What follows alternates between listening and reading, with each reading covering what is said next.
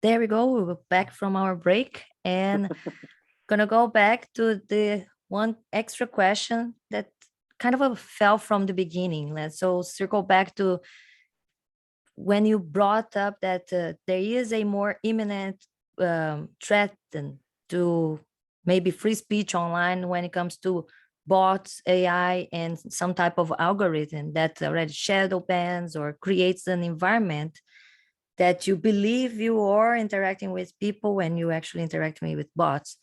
Right. So how can we actually do something about it?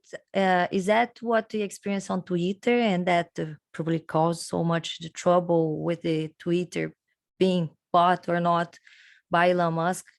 Now with this high bot population, and how can we do something to defeat this? Just create main accounts in as many servers we can, or what is the way to fight it? I think partially it will have to come down to culture. And I think that the world has only had social networks for 15, 20 years, something like that. It's a relatively new phenomenon. And it is not one that I think anyone expected to grow in scale as much as it has, or to become as important to the functioning of society as it has. And so partially it will just be developing norms around this, figuring out how to not be addicted to Twitter all the time. I mean, this is an ongoing problem. Twitter addiction didn't exist before Twitter. And so people are having to learn that, no, this can be a real problem. It wrecks my mood. I'm checking it first thing in the morning and before I go to sleep at night. And so partly it will just have to be people developing different practices around that. And not just people, but civilization, societies, developing different norms around that. And I So think that a great, basically, just reminding people that Twitter is not a real place. So don't spend your whole day in there. right. Yeah, go outside into the world. Disconnect and enjoy life. Yeah, enjoy life. You also see people who are now raising their kids off of social media because of a cognizance of the real dangers involved and having them connected all the time. So I mean, that's part of it. It's just people developing better norms, people developing better habits, people developing better defenses against the failure modes that accompany this technology. In terms of technical solutions, I don't really have that much insight on it. I think open sourcing the algorithms would be really, really great. I think that more often than not in these cases, at least as far as I understand them, the value is in the data and in the network. It's not usually the algorithm. Algorithms obviously can be really valuable, but the real business value is derived from the fact that everyone uses Twitter and they've got all this data, and that's why they can sell an API on top of it, which they charge through the nose for. So I don't think there would be some huge problem with open sourcing the algorithm, and then people could understand how it works more. It's been well known for a while now that when you open source technology of that kind, you've got a lot of people looking at it, and so it's possible to make it much more secure. It's possible to streamline its functioning. It's possible to find failure modes before they become really, really big problems, because there'll be a lot of people poring over it, and they can audit it and they can suggest fixes to it. So I think open sourcing the algorithms would be a great place to start. And then you can imagine building benign bots on the other side of that, this arms race that we were talking about earlier, where you've got advances in language models, and then you've also got advances in language model detectors. I don't know much about it, but I would be shocked if there aren't people doing exactly that sort of thing for Twitter, like looking for bots and hunting them down and finding them. There's bound to be characteristic behavioral profiles for Twitter profile accounts that are not the word profile for Twitter accounts that are not actually run by human beings. So there's bound to be some sort of signature that you could detect and shut those down, or if they're being benign, maybe let them operate, but keep them siloed somehow. I don't really know. I haven't thought a whole lot about how you would erect defenses against that, but I think open sourcing it, better cultural protocols, and then possibly technology that ameliorates some of those threats would be promising first steps to take. You think the natural evolution of maybe perhaps getting to have internet as a service that everybody has access at some point would be able to then let the type of a free market works in the internet to maybe perhaps just by profit those oh, wait a minute, I have some screen showing up here, just a sec.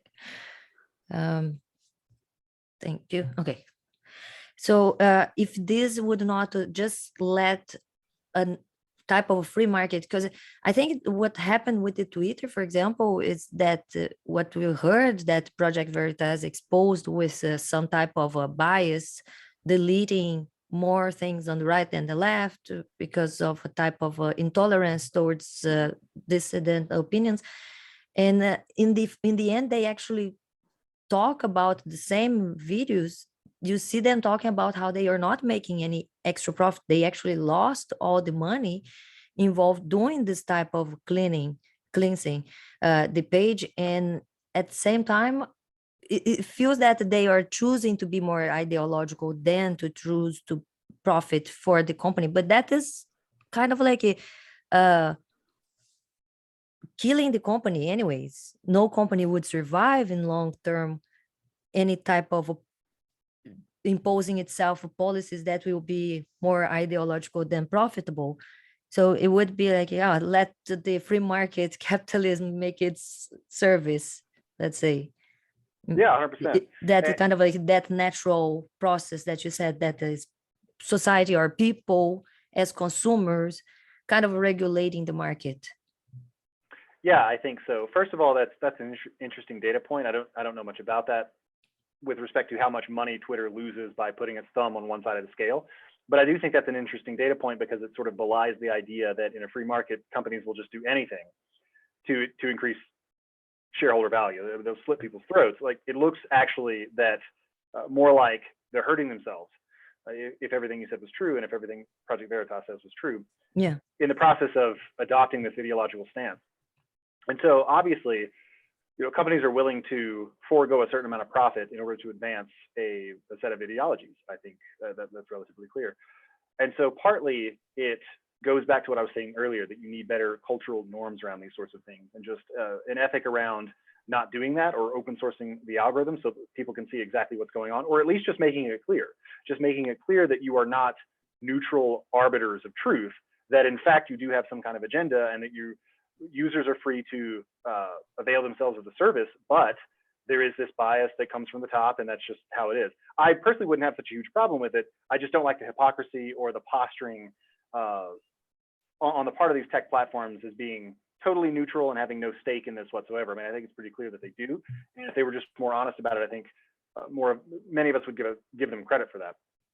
And so up till now, you haven't really had any situations where a social network was so dominant and so important that this became a serious issue.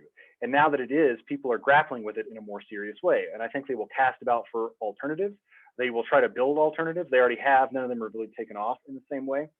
But I think that it is entirely possible that as people understand more the ideological ramifications of having a social network as big as Twitter that has an agenda that it wants to advance, they will be willing to invest more in alternative social networks. We actually interviewed a guy a while back who's given a lot of thought to this, Vance Crowe, who that was a lot of fun. He's a communication specialist like me now, and he says that he thinks eventually you're going to see more white label social networks. You will see, instead of one giant Twitter, maybe giant Twitter will still exist, but instead you'll have also 10 or 20 smaller ones that you pay to be a part of. And it's like a professional network. It's like LinkedIn, but just for futurists, or just for, people who are into guitar music, or people who like reading science fiction, that sort of thing.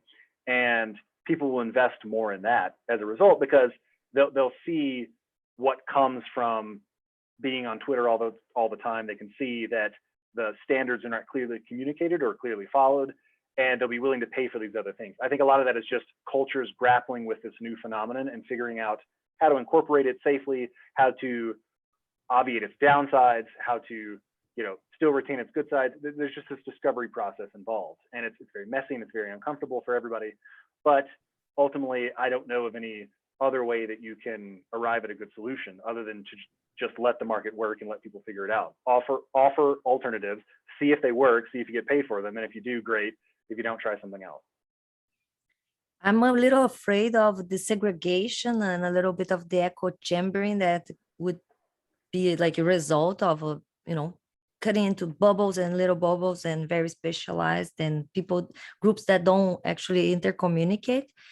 But I think it's a natural thing, and I'm all for freedom. So if that is the natural process, why not? Let's try, better than stop some type of evolution. So let's go to the important question, that is, what is the blockchain and what is good for?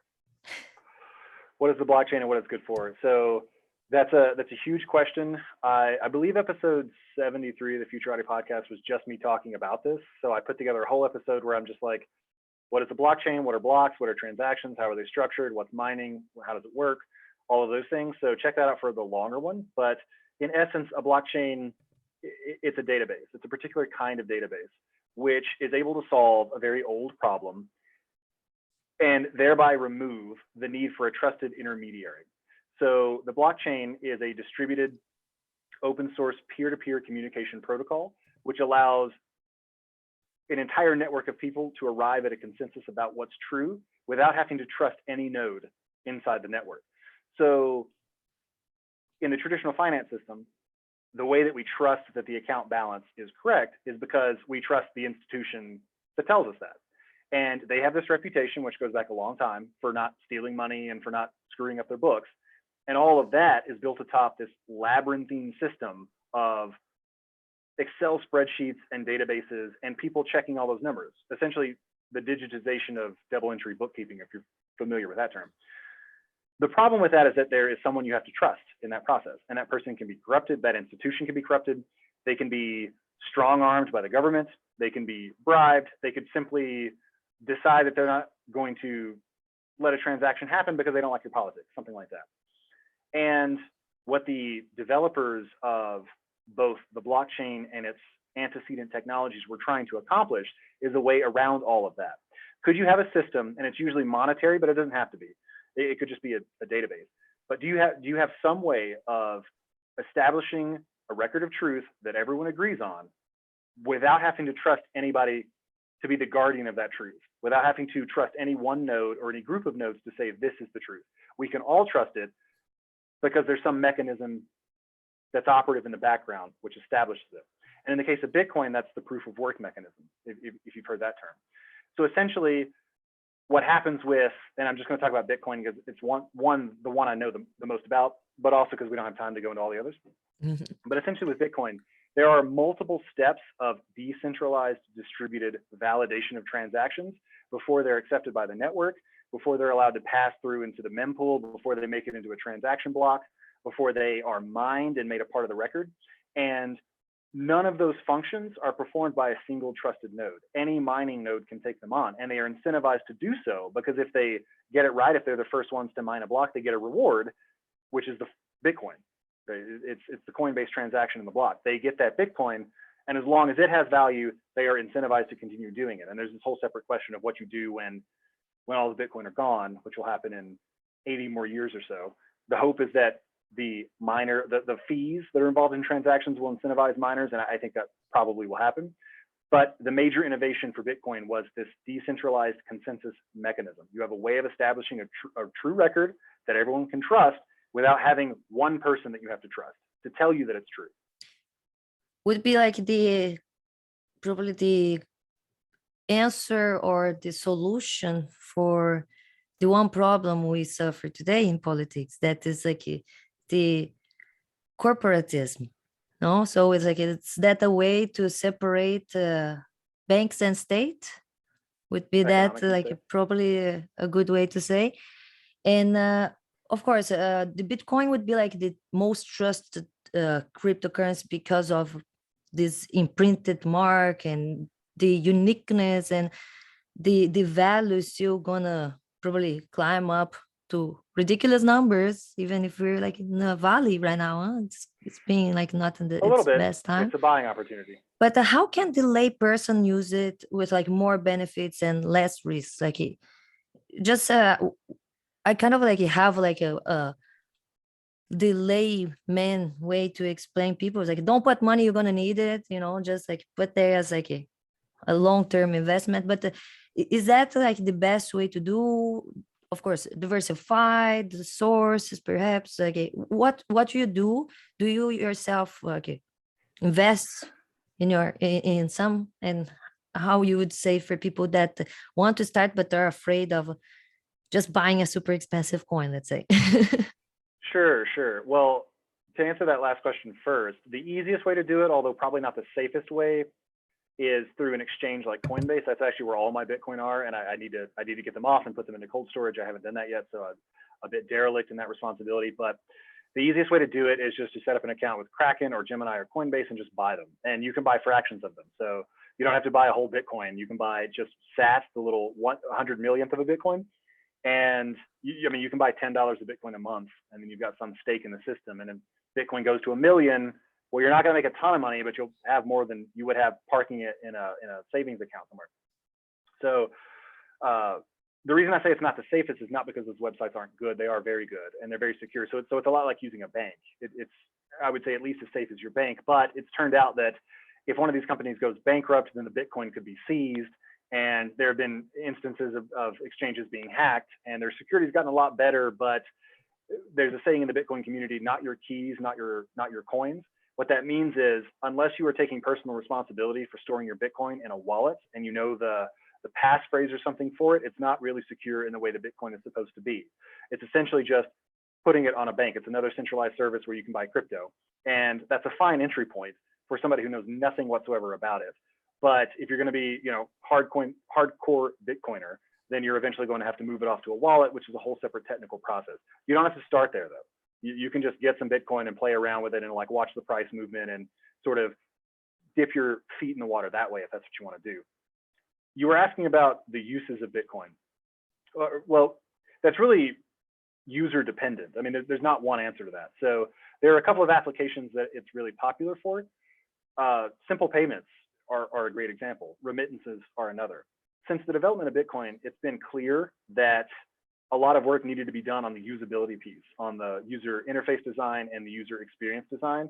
And boy, have they really come through. It's now very, very easy to use applications to pay for things with Bitcoin. I follow a lot of people on Twitter who are always, tweeting out these pictures of them paying for coffee with Bitcoin, or they bought these hamburgers with Bitcoin over the Lightning Network, or now they have these like Bitcoin debit cards, crypto debit cards that you can use to pay for things. The infrastructure is slowly being built out for people to buy things with Bitcoin on an everyday basis. And the number of merchants that accept Bitcoin is climbing all the time. The remaining fear there is that you'll be equivalent to that guy that paid for 2 pieces with like 10,000 Bitcoin in 2013, something like that. So I'm not going to do the math in my head, but it's millions and millions of dollars that it would be worth today. The opportunity cost of spending Bitcoin is still really high because, number one, the price is very volatile, but also many of us expect that it will continue to climb. So if you spent 1 Bitcoin today, $30,000 on a Buick, then that same Bitcoin in 10 or 20 years could be worth $1 million. And your car is not going to depreciate, and almost nothing else, almost no other asset class, maybe fine art being an exception, would appreciate in the same way. So there's kind of 2 sub questions to your question. One is, what can you actually use Bitcoin for? The answer is quite a lot of things. The other question is, like, what are the incentives against using Bitcoin? And in my opinion, it's just that the ceiling is still very high on the potential value of Bitcoin. So I don't spend any because I anticipate it being much It's more not really a valuable later. currency. It will be more like of an investment. It sort of acts as both. So I mean, there are people who take a very strong stance on the necessity of using your Bitcoin. It can't just be a savings vehicle. That's not what it was for. And so there are people who have a lot of Bitcoin and they spend a fair bit of it. I mean, not tons, but they buy things here and there with it so that it kind of gets the economy going and merchants will actually want to use it. And I don't have figures near to hand, but that number is growing all the time. The number of people who have Bitcoin, who know how to use it, the applications that make using it very easy, the merchants that will accept it, it's growing all the time. The Bitcoin economy is growing all the time. Now, I use it mostly as a savings vehicle. I'm not one of those virtuous people that's spending it and getting it all going, but I also don't have that much Bitcoin, so I'm not sitting on $10 million and just refusing to budge anywhere on it. For me, it's more just I like participating in the experiment, and I think that there will be a lot of upside to it. So I'm stacking sats for the moment. Okay, that's a good one. I'll probably I always wanted to, but I've seen, like, when I noticed first time, we had for me it was like I already grew everything that what was possible, and I was like, why am I going to buy this expensive coin?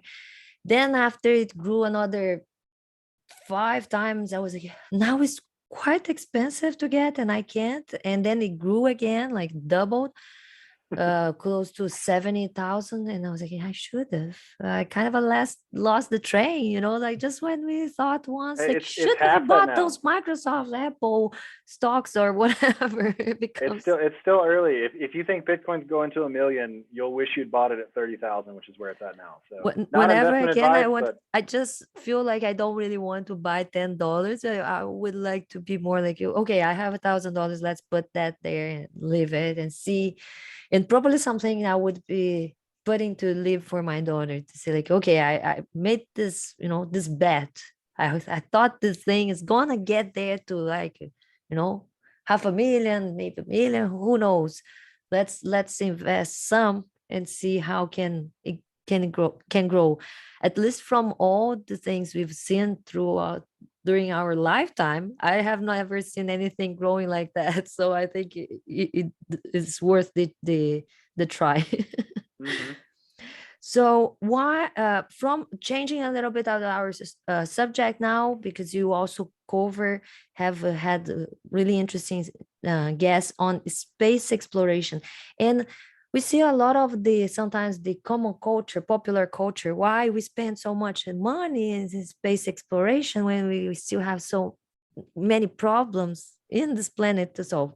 So can you give us a little bit of your, insights of talking to all these people, why space exploration matters? I would say that there's at least three basic reasons why space exploration matters. One of them is that the activity of building the technology required for going to space, the thrusters, the fuels, the suits, all the materials, all of it, it casts this enormous penumbra of other technological advances.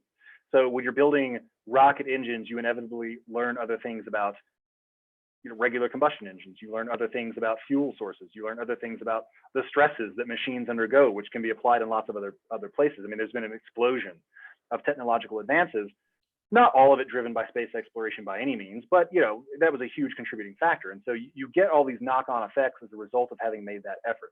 You get a lot more bang for your buck. You learn about navigation systems and computer systems, and then once you've actually developed it, the space exploration technology, for example, simple rocket boosters, then you've got a way of sending satellites into space. And so there's this entire ancillary development of new technologies, which results from the development of the first technologies. And so there's no really getting around the fact that we've gotten a lot of return on that investment of space exploration. The second reason is, and then I would just add that some of those technologies also solve other problems that are on Earth, right? That are just real problems here on Earth, like problems of transportation, problems of sanitation, problems of energy storage, whatever it is. Like once you've solved this problem, you can apply it in other places, and inevitably it will make people's lives better, even those who don't care about space and will never go. Another reason it's important is because we want to do everything we can to make ourselves anti-fragile, to make ourselves robust against possible major risks. And I think that one of the best things we can do is create or make ourselves into a multi-planetary species, so that if climate change gets really out of hand, or there's a nuclear war, or there's COVID-19, but it's far, far worse, it's some sort of like weaponized smallpox or Ebola or something like that, well, you're not guaranteed to be safe on Mars, but if there's at least some people over there, a self-sustaining colony that's not tethered to Earth in a really strong way, maybe they can make it. I mean, it's not a guarantee, but it's better than having everyone on Earth die and then there being no more humans anywhere. So I think that just as a way of hedging our bets, it makes sense for us to be a multi-planetary species, and that requires space exploration. And I also just think there is something very invigorating and ennobling about the attempt in itself, and that has a great deal of spiritual value. Even if you don't care about the technology and you don't think existential risk is anything worth worrying about, the mere fact that human beings are able to conceive of a goal that is that ambitious and then accomplish it, I think is inspiring on its own and is worth doing for just that reason. Maybe it's not worth spending billions and billions of dollars on. You've got to weigh it against everything else. But I think that it's absolutely worth the attempt. It's an attempt of the same order as climbing a mountain or exploring the sea. It's just human beings are curious. We are an expansive sort of species. We're dynamic. And I think seeing superlative examples of our attempting something great and succeeding is really, really worthwhile. It's really worth having that around. That's great. I definitely agree with you in all of them, and mainly this last one that seems to be for many might be, wow, it's a lot of money to spend, but I do think it's a big step for humanity to do this, to even contemplate the space exploration and colonization as an option. And I think it's something natural, and that definitely makes us humans so special, close to all the other live beings, is that we have the brain, which gives us this capacity of getting so much knowledge and passing it over so many generations, different from, we hear a lot of this anti-humanist conversation. Humans are bad, humans destructive, and I'm a futurist in that sense of, like, I do think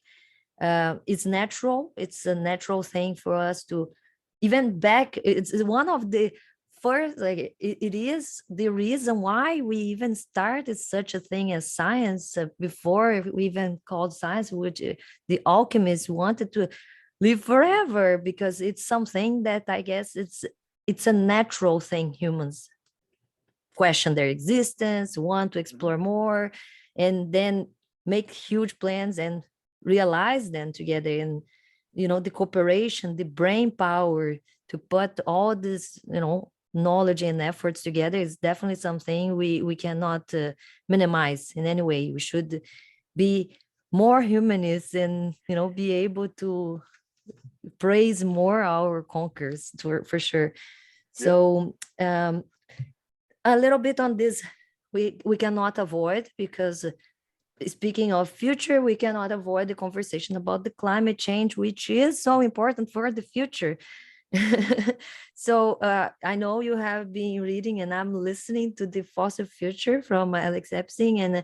And for me, one thing I have faced there that is like kind of like poking, annoying me, is this idea that the experts, even after decades of misinterpretations and mispredictions, like overwhelming alarmist predictions, is still the same. You think this is part of this programming, shadow banning, or like pay whoever, like it's the friends of the politicians now when it comes to this? I would say now we see that on the health, the bioware war of the COVID or monkeypox or whatever new disease that comes next. And we don't have a consensus, but we have designated experts with the worst um, predictions ever. So what's your Yeah, thoughts on it? I don't know that I think there's any kind of a vast conspiracy involved. I don't know that there's a group of people who are operating both the shadow banning and also operating the failures of the climate models and propping up experts who've been wrong consistently despite that fact.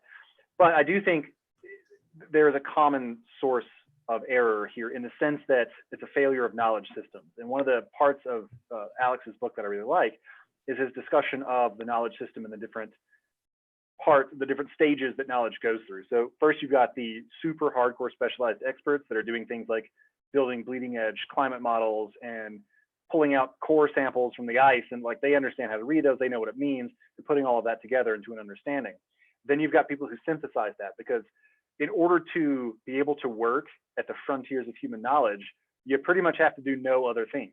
You've got time for that one thing, and maybe you can have some pets and a kid and a hobby, but that's basically it. So somebody's got to go through and become literate in 3 or 4 of those domains and synthesize the studies together and say, okay, this is how, glaciology and climatology and meteorology, this is how they kind of all interface. And you synthesize that, and people in the different fields can avail themselves of that resource so that they know what scientists that are solving problems that are nearby are actually doing and thinking. Then you've got this dissemination mechanism, how the information makes it out in the form of popular books, articles, podcasts, whatever. And you've got the people that are actually taking that to make policy decisions and act on that information in some way, even if it's just to panic and cry in the street or whatever. And Alex's hypothesis, which I think has at least some validity, and I'm not an expert in any of those fields, but I think it has at least some validity, is that there's a failure of the knowledge system. The knowledge system is not functioning in the way that it should. And one piece of really strong evidence he cites in favor of that is just the consistent catastrophizing. It's not that climate change isn't real, which he explicitly repudiates in the book. He says this claim that climate change is real is not real is ridiculous. And another thing is it's not the case that we shouldn't be thinking seriously about the possible downsides of climate change. I mean, we don't have a clear enough understanding of the climate or what it would mean for it to warm to really say for sure that there's going to be huge problems or not huge problems. But it would be really, really difficult to reverse anything that we've done, or impossible to reverse anything that we've done. So we should be thinking very proactively about what the possible consequences could be. Alex's point is just that even if we accept all of that, we need to make policy decisions in light of the full range of facts that we have available. It isn't just that the Earth is warming, it's that the Earth is warming and that will have certain downsides, but also certain upsides. You know, plants will be able to grow higher in the northern latitudes, and most of the deaths most climate-related deaths are deaths resulting from freezing, right? And so if it's warmer in colder parts of the world, maybe the sea levels rise, but also fewer people die in those areas. His call is not to dismiss climate change as unreal or as inconsequential, but to consider it in terms of how it will likely impact future human beings, whether it will make their lives better, whether it will make them worse. And given where we come down on that, how do we try to get the most of the good and the least of the bad? So I think that it's very laudable for that reason. Even if he's sometimes dismissed as being a person who's not very familiar with the science, that's not the impression that I get. But even if that's true, I think his basic point is still valid, that we need to consider the drawbacks and we need to consider the advantages of these changes and how technology will continue to develop and allow us to overcome some of the disadvantages. Whether or not we can sustain that. So is it going to be one of these things where we burn fossil fuels and then have to burn 10 times more fossil fuels to not die of the heat? Well, that's obviously not going to work. Maybe there's some other way that the technology is getting more efficient over time. And so therefore, we burn fossil fuels, but then have to burn, asymptotically less as time goes on in order to prop up civilization. I think that his basic framework, the human flourishing framework, and the perspective he lays out is really valuable, and that's true even independently of any specific claim he makes about the science. Yeah, and it feels that the less activist than both of sides, because like you said, he is not a climate change denier, right? But right, I think it's more of a climate change realist. What I would consider is, again, we're not denying that it has caused a more like a bigger increase of the temperature after the Industrial Revolution, but also what is the option to stop it or to regress it to a level that would be acceptable. And there is no line that they can actually draw, because it would not actually make any difference if we actually stop all our fossil fuel activities right now. And the lack of it, or even to probably now stopping a lot of the evolution of places that still need to have it implanted for their better lives, quality of life, it's being impeded by this alarmism that in fact would maybe perhaps kill more people in the end. And I think it comes, a lot of these measures show that sometimes we are doing with the best intentions, just like we've done with the COVID, taking measures because we believed we would save more lives. But I think there is lack of a scientific methodology in both examples, when we see that those experts would not take the results, the failed results, and then step back or say, well, was a broken hypothesis because the results didn't come as we expected, our predictions were wrong, so we need to change the method. And this doesn't seem to be this pseudo-scientific method that we're using for a lot of those divisive subjects, is any of the ones that seems to be taken political. And sometimes I feel that it could be with the malice, with the intention of just justify more government power. So I think it pulls a little bit on the political, cultural libertarianism and freedom, when we keep saying maybe it's not the government's role to decide about the climate change, abortion, gun control. And if we take it then out of this equation, we would solve a lot of problems, mainly on like spending money to let them decide when we never get to a consensus. Well, one thing I would note about methodology, you said that it's not a scientific methodology when you fail to update on new evidence. When a model has clearly been shown to produce erroneous predictions, and you don't then update it, or you update it in a way that's pretty clearly trying to achieve a certain outcome in advance. But I would just note that scientific methodology is not the only thing that's relevant here. It's also, policy, understanding policy, or understanding what the economic ramifications for shutting down the only major fuel source that we have would be. Like those are less scientific questions. And so when people say listen to the experts, I think they are taking the entirety of the problem, including all the policy ramifications, including all the economic fallout, including all of those things, or the philosophical ideas undergirding all of those higher level considerations, and then just reducing it to what a handful of scientists happen to say. And that's very different. And I think you saw the same thing with COVID as well. Yeah. So we're running out of time again. And so I'll finish for here, right here. We had this two parts interview today. And thank you very much for coming. Please let people know how to follow, subscribe, support your channel, your work, and get more into the science and technology with Futurati Podcast. Yeah, check out the Futurati Podcast wherever you get your podcasts, or on YouTube. And you can also check out futuratipodcast.com, or you can follow me on Twitter at Trent_STEMPunk. That's great. Thank you very much. And I'll definitely poke you to bring you again, maybe to make a short talking about quantum computing, maybe talking a little bit of quantum physics in a lay way, maybe to try to explain to people some crazy experiments that seem to be like dragging people back to the supernatural woo-woo side of their thoughts. So thank you very much, everybody. And see you guys next time. I'll stop the recording right now.